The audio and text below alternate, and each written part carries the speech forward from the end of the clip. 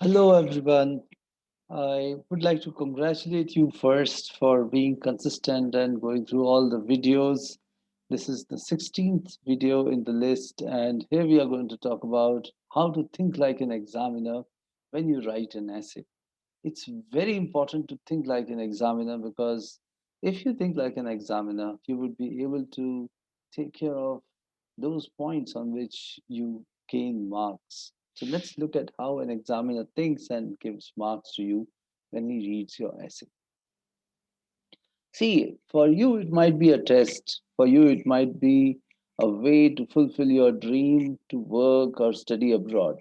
For an examiner, it is just a test. It is just, a piece of writing on which he would be giving marks to you, or he would be deducting marks uh, from your essay. So, for an examiner, it is just an opportunity to give marks or deduct marks. And your task is to give more evidence to give marks rather than the evidence or the reason to deduct marks. So let's see how to make sure that the examiner gives marks to you.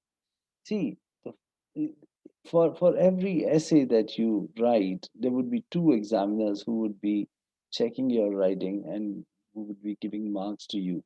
But then they would not be reading your essay in as much time as you write it. You write it in 40 minutes. Probably they will give maybe 3 minutes, 4 minutes to quickly glance through it and look for evidence to give marks. So it is very important that you know about evaluation criteria, which we have already discussed. Task completion, whether you have answered the question completely or not. On that parameter, you are supposed to write 250 words. If there are enough number of words, you get the marks. If not, you lose marks there. Similarly, for cohesion, coherence, grammar, range, and accuracy, and vocabulary, we have already used. We have already discussed about these points, how to use them, and how to. What is the importance of all these? We have already discussed at the beginning, so I'll not repeat that. I would rather go for something new, which is your essay should not have any errors. Errors could be of spelling. You may write off topic. This is very common. If you do not plan your essay, you end up writing an off topic answer.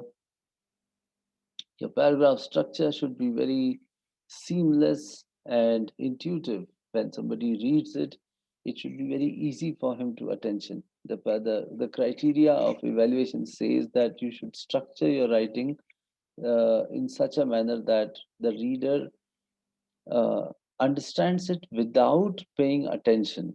Now, this is a very interesting statement. Somebody understands your statement without paying attention, which means it should be so obvious and clear that even if a person is not paying too much attention to what you have written, he or she understands that. So, your writing should be such that it does not attract attention and still is clear enough to convey the message. So, this is where your paragraph structure comes into play. Your essay should flow something like something which is very easy and natural. Unclear intro or conclusion is another problem. You write something, you start with some agenda in the introduction, but you do not follow through the same in conclusion. So it should be very clear that you follow the same theme or thought process throughout the essay. No clear hook or background or theme. So this again comes to organization. We've discussed about 5 C's: claim, context, concrete evidence, commentary, and conclusion. This is the way you should structure your essay. We'll go through some examples so that would be easier. And let's go to an example which I was considering uh, for talk about today. Here is a sample essay and a sample topic and the essay on it. The question says old generations often hold some traditional ideas on the correct way of life, thinking, and behavior. Life, thinking, and behavior. However, some people think that it is not helpful for young people to prepare for the realities of current time. So old values, thinking, behavior, way of life, it we are supposed to write a critique, and it's like a comparison between how uh, old people think and how new people think. And of course, you have to give a verdict at the end, because the question says it's if you look at the question very clearly, it doesn't say how old people think and how new people think. But however, there is a little bit of contradiction. Some people think that it is not helpful for young people to prepare for the realities of current times. So we are supposed to talk about the realities of current times also, and whether old systems work here or not.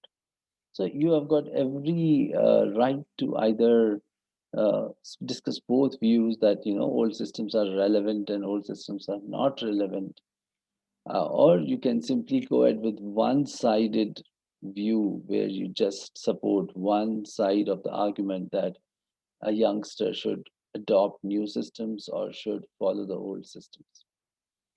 Now, in this essay, as I've just written, I've tried to take one side. It is a little one-sided essay, because that liberty is there with me when it says, "What do you think about the subject?" So I'm saying that we should change, and young people should adopt or should learn the realities of the current times, rather than being uh, too much drawn to the traditional systems. So this is the thought behind it. Let's see whether it fulfills the criteria as we discussed. Task for completion. So basically, this is 252 words. There are three paragraphs in this. The first paragraph, oh, in fact, four paragraphs. The first is introduction, which starts with a hook statement. Change is the only constant in this world. Thus, it is a sane advice for youngsters to learn the new ways of the new world, rather than sticking to the old systems of the old world. So a little bit of rhyming structure is used here. New ways of the new world, old systems of the old world.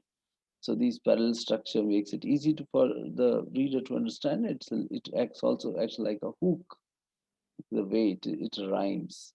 This essay will argue in favor of embracing the new and eschewing the old. Now, this is quite a precise statement, and it's very much to the point. Embracing the new and eschewing the old. So this acts like a good introduction, and I can see some good examples of vocabulary. So from the perspective of, let's take one perspective at a time. Task with completion. It does the essay fulfill that criteria? It says, so from the introduction, it is clear the person is favoring change. He says, to begin with, let us consider how the new technical skills are essential for success in the modern world.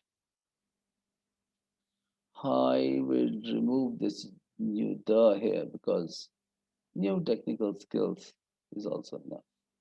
To quote an example, if someone does not know how to harness the power of social media advertising, he or she may end up wasting a lot of money in traditional ways of advertising, which are not as cost effective. Instead of repeating the word advertising, I'll say promoting, which are not as cost effective, okay, as the new ones. We can say that as the new ones. So then again, the idea we are expanding the idea with a cohesive device. Similarly, a traditional typewriter cannot compare with a modern laptop for typing letters and other business documents. In other words, so now we are summing it up, following that 5C structure. So the last sentence is like a conclusion for the paragraph. We need to be adept at using latest technologies to be successful in the modern, technically advanced world. Adept at looks like quite a attractive usage. Similarly, social systems and traditions have also changed with time. The traditional rituals which were prevalent in earlier times do not serve us anymore, and hence they are abandoned. For example, the society was divided on the basis of castes in the olden days. Certain professional professions were meant for people from certain lineage only. Okay, certain lineage is like, what kind of or castes, lineage or castes only. But with the passage of with the passage of time, but with the passage of time, we can make it like this also. But with the passage of time, this system has lost currency. In short, it is advisable to follow the modern social systems, live a happy life. Okay. So we are talking about the social systems as well. To conclude, it is advisable to learn new ways of living rather than sticking to the old technical and social systems. So, there is a consistency of thought. There are two clear examples. One is from the social life, another is from technical field, and we are able to see a conclusion. There are um words like similarly, or we can, since we have already used similarly, I'll say likewise in the similar manner, in the similar manner, or likewise would be better. Likewise, social systems and traditions have also changed with time. Okay, have witnessed unprecedented changes in case we want to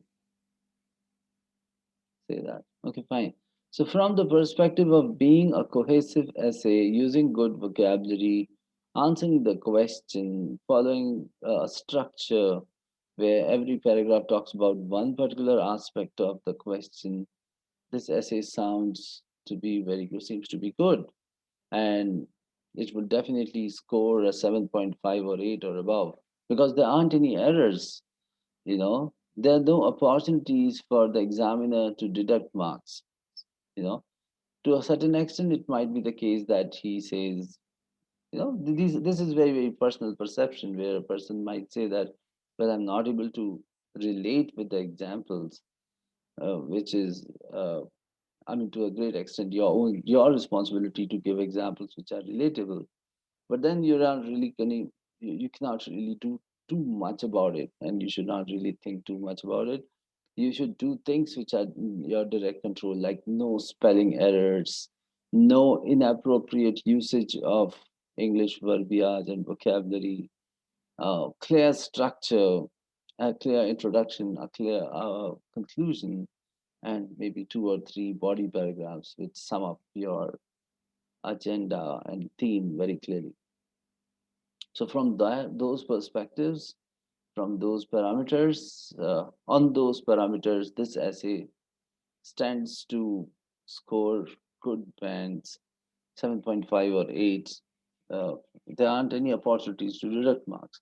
So this is how you should think like an examiner. When you are writing an essay, do not write to simply fulfill the task, but write it in a way which impresses or which